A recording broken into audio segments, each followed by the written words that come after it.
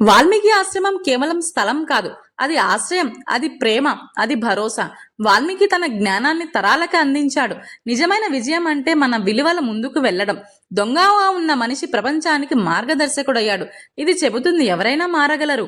మనలో ప్రతి ఒక్కరిలో ఒక రత్నాకర్ ఉన్నాడు, అలాగే ఒక వాల్మీకి కూడా ఉన్నాడు. ఏది బయటకు వస్తుందో అది మన నిర్ణయం. పాపం చేయడం కన్నా పాపం తెలుసుకోవడం గొప్పది. మార్పు అనేది ఒక నిర్ణయం, ఒక రోజు, ఒక క్షణం. జీవితం మనకు అవకాశాలు ఇస్తుంది. మారాలా లేదా అనేది మన చేతిలోనే ఉంటుంది. నీ పాపాన్ని ఎవరు పంచుకుంటారు అనే ప్రశ్న కేవలం రత్నాకర్కే కాదు, మనందరికీ. మనం చేసే ప్రతి పని మన బాధ్యతే. ఈ ఒక్క ప్రశ్న అతని జీవితాన్ని పూర్తిగా మార్చింది. కుటుంబం చెప్పిన ఒక్క మాట అతని హృదయాన్ని విరగ్గొట్టింది. ప్రేమ ఉన్న చోట కూడా బాధ్యత మనదే అని అర్థమైంది. మార్పు ఒక్క రోజులో రాదు, అది ఓపికతో వచ్చే ప్రక్రియ. రామ అనలేని రత్నాకర్ మరా అంటూ ప్రారంభించాడు. ఇది మనకు చెబుతుంది, పర్ఫెక్ట్ గా ప్రారంభించాల్సిన అవసరం లేదు, ప్రారంభించటమే ముఖ్యం. చీమల గుట్ట అతన్ని కప్పేసింది. ఇది కేవలం కథ కాదు, ఇది ఒక సింబల్. పాత వ్యక్తిత్వం పూర్తిగా చనిపోయింది, కొత్త జీవితం పుట్టింది.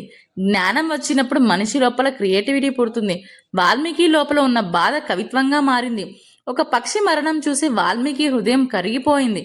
ఇదే కరుణ, ఇదే నిజమైన మానవత్వం. ఆ బాధే ప్రపంచపు